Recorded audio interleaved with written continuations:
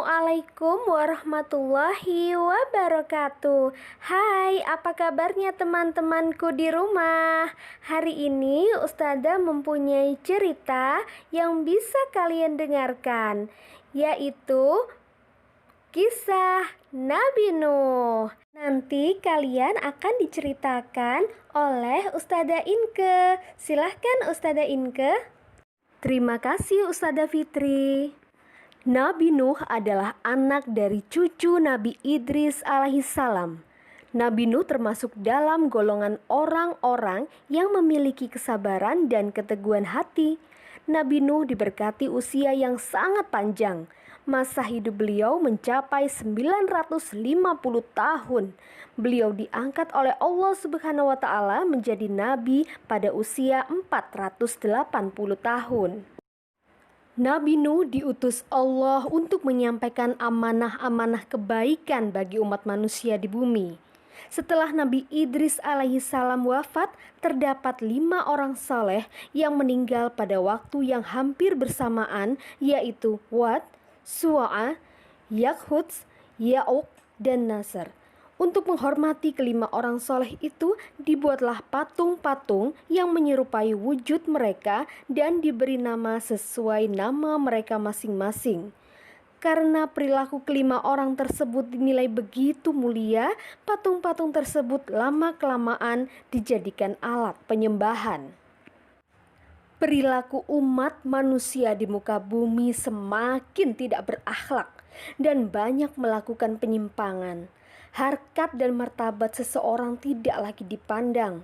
Si kaya dianggap terhormat, sedangkan si miskin dianggap hina.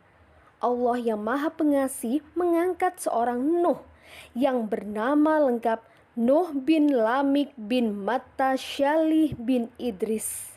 Orang yang dinilai Allah begitu mulia untuk menyadarkan umat manusia di bumi yang bertabiat tidak baik. Namun Nabi Nuh terus berdakwah menyerukan kepada kaumnya untuk berhenti menyembah berhala. Wahai kaumku, sesungguhnya aku akan memberi peringatan kepada kalian. Allah hanya satu, tidak ada sekutu baginya.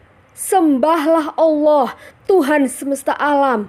Bertakwalah kalian kepadanya dan taatlah kalian kepadaku. Ternyata tidak semudah itu Nabi Nuh mempengaruhi kaumnya. Hai Nuh, engkau bukanlah siapa-siapa.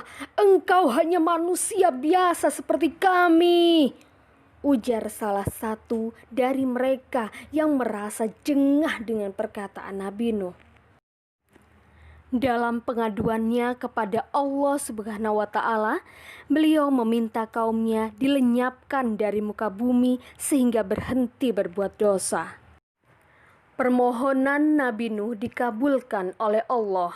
Semua pengikut Nabi Nuh membantunya bekerja siang dan malam untuk membuat sebuah kapal.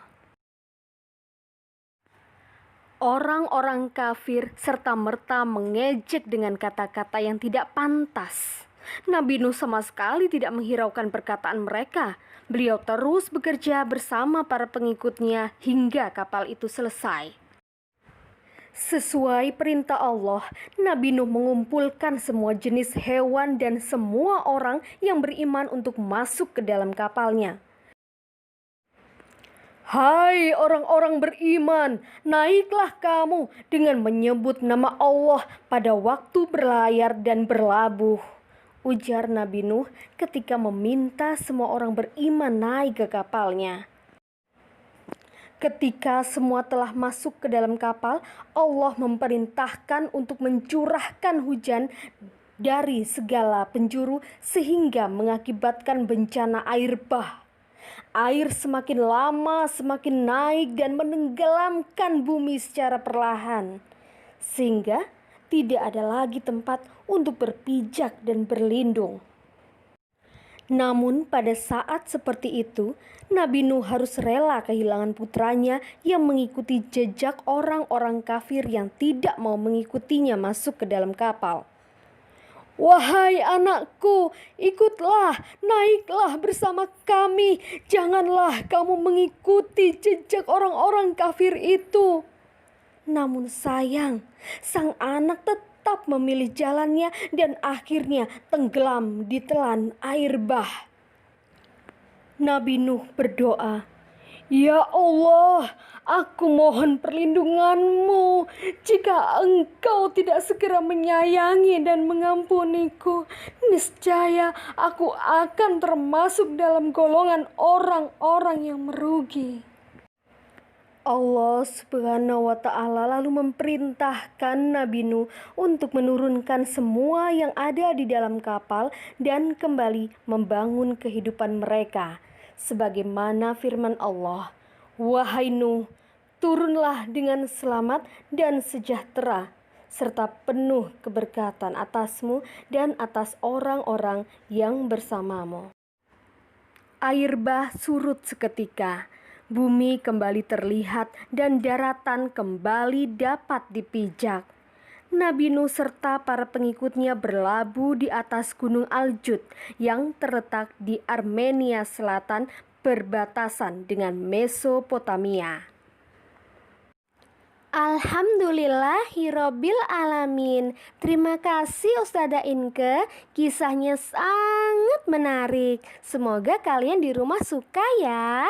Kapan-kapan kita ketemu lagi. Sama-sama Ustazah Fitri. Wassalamualaikum warahmatullahi wabarakatuh.